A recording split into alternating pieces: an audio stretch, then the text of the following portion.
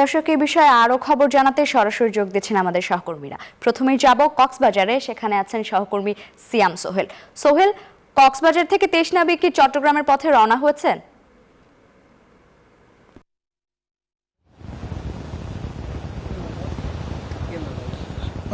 এখনো পর্যন্ত রওনা হয়নি লাইবা। আমরা যদি একটু দেখাতে চাই যে কুতুবদিয়া যে সমুদ্র সৈকত, এখান থেকে ঠিক 5 কিলোমিটার দূরে যে এমবি আবদুল্লাহ সেটি অবস্থান করছিল। এবং আমরা যতটুকু জানি এখন পর্যন্ত যে আপডেট তথ্যটি আছে সেটি হচ্ছে শিপিং বোটের যে একটি অ্যাপস ছিল সেখানে এটির অবস্থান নির্ণয় করা যেত। তবে এখন অন্যান্য শিপগুলোর অবস্থান নির্ণয় করা গেলেও সেটি এখন নির্ণয় করা যাচ্ছে না, অর্থাৎ এমবি আবদুল্লাহ যেটি জাহাজ সেটির নির্ণয় করা যাচ্ছে না তার অবস্থান। তবে আমরা যেই শিপগুলো দেখতে পাচ্ছি সেখানেই হয়তো বা একটু দূরে এমবি জাহাজটি অবস্থান করছে। তবে এখান থেকে ঠিক 10টা বাজে যে 23 নাবিক চট্টগ্রামে ফেরার কথা রয়েছে, তাদের 10টার দিকে নিয়ে যাওয়ার কথা ছিল। তবে এখনও পর্যন্ত সেটি কতটুকু আগিয়েছে সেটি আমরা এখনও পর্যন্ত কোনো ধরনের তথ্য পাইনি।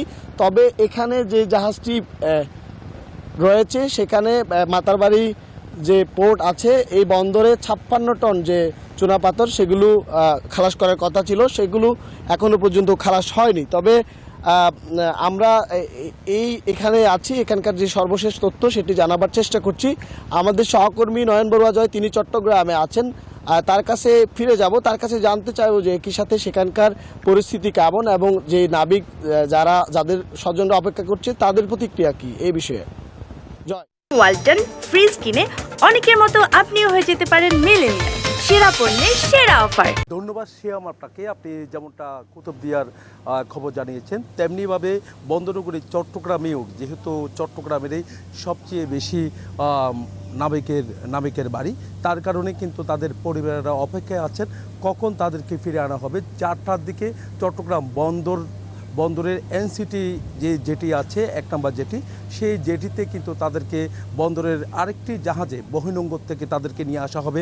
চট্টগ্রাম বন্দরের পক্ষ থেকে তাদেরকে সংবর্ধনা দেওয়া হবে, একই সাথে পরিবারের কাছে হস্তান্তর করার কথা রয়েছে বলে আমরা জানতে পেরেছি। দেখতে পাচ্ছি আমরা যেখানে আছি KSRM ঘাট, এদিক দিয়ে কিন্তু গতকাল আমরা দেখেছি যে নাবিক আবদুল্লাহ জাহাজের নিয়ন্ত্রণ নেবে, সেই নাবিকদের নিয়ে যাওয়া হয়েছে। 30 থেকে 35 জন নাবিক ক্রু তারা গেছেন। তো আবদুল্লাহ জাহাজ কিন্তু সেখানে কুতুবদিয়ার যে উপকূল এলাকা আছে সেই জায়গায় যেখানে নোঙর করেছে সেখানে কিন্তু পণ্য খালাস শুরু করেছে গতকাল রাত থেকে। এখনও সেই পণ্য খালাস হচ্ছে বলে আমরা জানতে পেরেছি।